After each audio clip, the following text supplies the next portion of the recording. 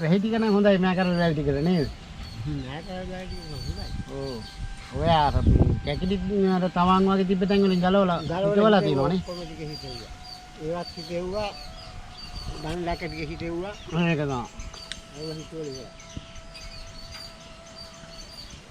මෙහාට වැස්සක් නැතුවමනේ තිබ්බේ. හරි.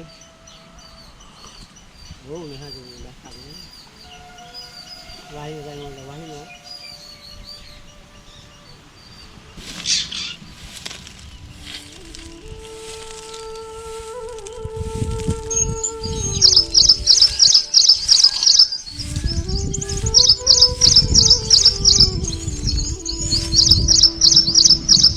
අයියා අර පස්සේට දාපු මඤ්ඤො කටිකවත් හදමු දවල්. ගන්නකො ඉතින්.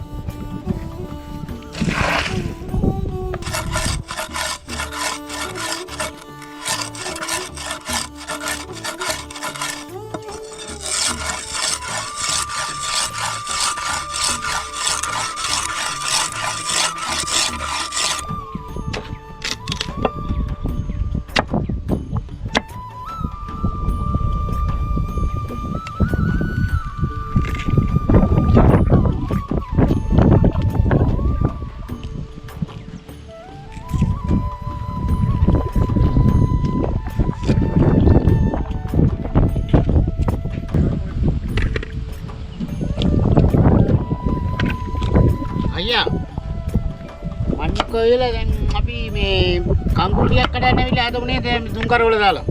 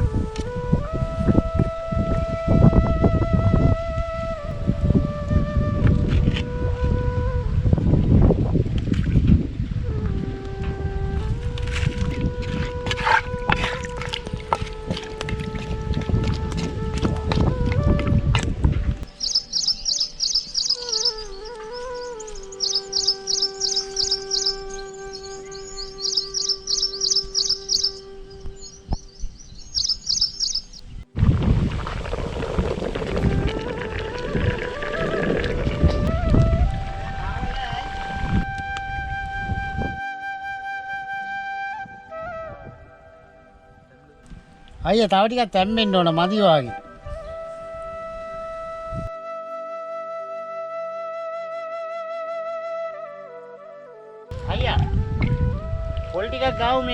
තැම්බිලා තියෙන මඤ්ඤොක ටික මේ කිරිමිරි කළා දාන්න.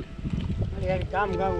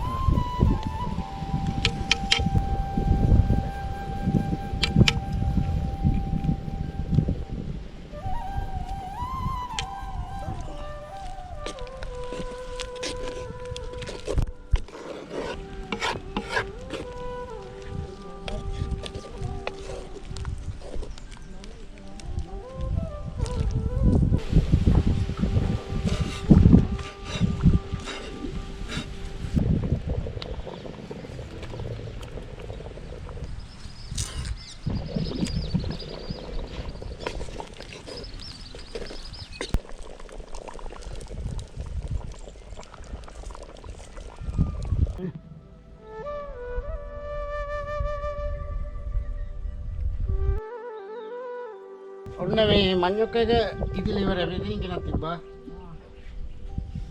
අයියා මේ කංකුන් ඔක්කොම නම් හදන්න ඕනේ නෑ මේ ගොඩාක් කඩන්න ඇවිල්ලා තියෙනවා. ටිකක් හදමු.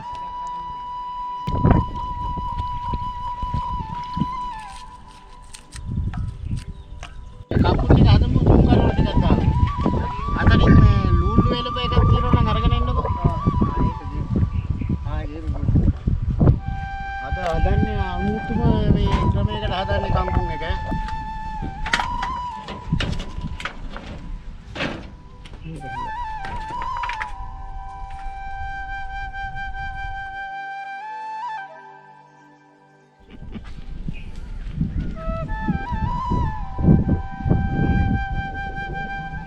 ඒක හොඳයි නේ.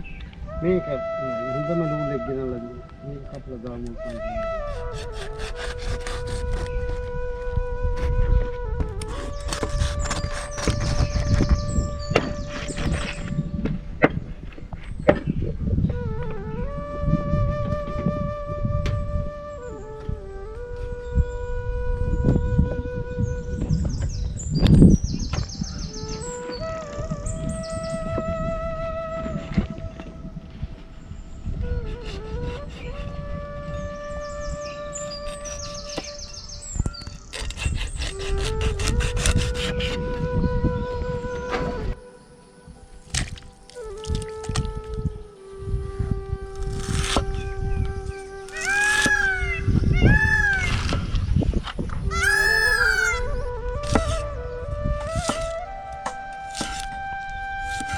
වික්‍රමయ్యා මේ හාල් ටික මේ හොදලා ඉවරලා ලිපෙන් තියන්නකෝ බත් එක රතු වල හාල් වලින් තියන්න.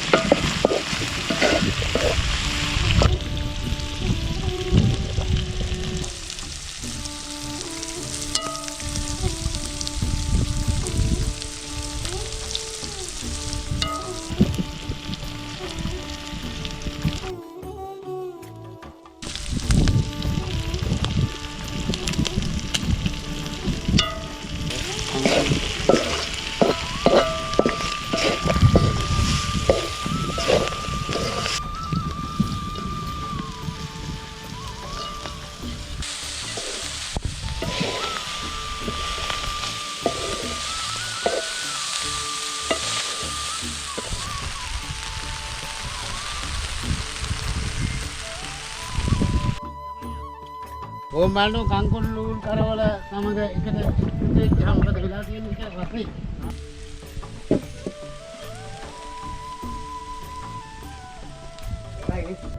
මෙන්න බත් එකත් හරි තැම්බිලා තියෙන්නේ හොඳට රතු බත් එක. ඔව් ඔව් දැන් හරි.